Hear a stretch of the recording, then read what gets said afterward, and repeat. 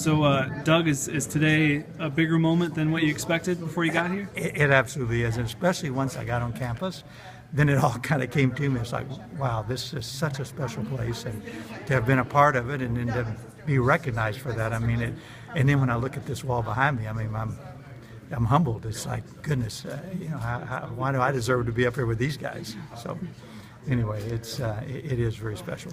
Is it? I guess it's got to be different when you go in as a coach than as an athlete, because when you're a coach, you see so many of the other people and understand. Absolutely.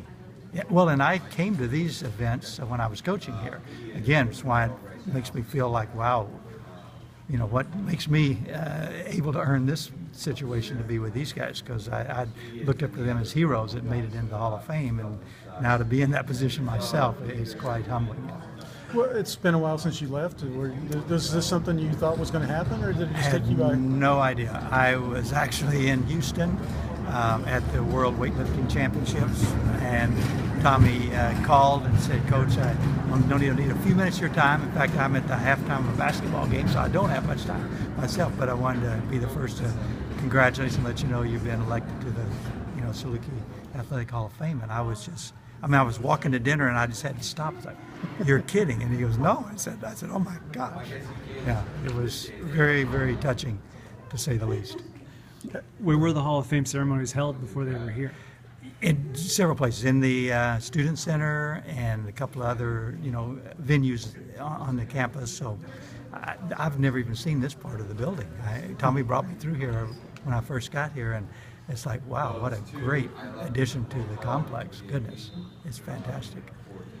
Could you talk about when they did merge the men's and the women's Sure, programs and came to you and said, hey, well, how about that? I had always coached men and women when I was in high school coaching and club coaching and community college level. So when I came here for the men, that was the first time I'd only done one gender. So, to be asked to do both, I actually was thrilled to do that. And I just knew that we would need help. I mean, the coaching part's not that difficult, because you're all in the pool deck and you got men at one end and women at the other and assistant coaches helping. The recruiting's the tough part, because now you've got double the athletes you got to find that you really need to help your program here.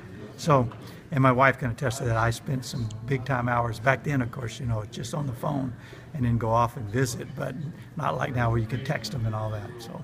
What's been the biggest difference from the time you were a coach to now, or have you been back to see any of the swimming events? I have. I've seen it. Rick's doing a great job. Coach Walker, who actually I coached, and then he came here to be my assistant, and then when I left, obviously he took over and has done a fantastic job since then. So, I look at what they do nowadays, and it's progressing like every sport. The basics are still the same. I mean, I feel if I had to, I could probably step on the pool deck and do a fair job. But there'd be a lot of things I need to learn, because the technology alone has really enhanced what you can do. And we were very old school, pencil and paper, actually, writing on the chalkboard. That dates me right there. Here's what we're doing. Here's our session.